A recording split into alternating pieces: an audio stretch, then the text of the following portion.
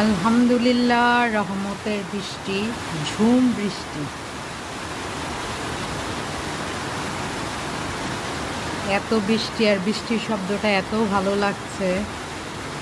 এইগুলা মানে এমন টাইপের বৃষ্টিতে ভিজতে পারলে কিন্তু মাশাআল্লাহ অনেক ভালো লাগবে, বাট ভেজার কোনো উপায় নেই।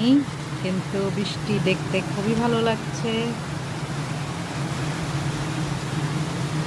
তবে এই বৃষ্টি সিলেটের জন্য কিন্তু মানে ভালো না, কারণ এখানে বৃষ্টি হলেই বন্যার পানি বাড়ার আশঙ্কা।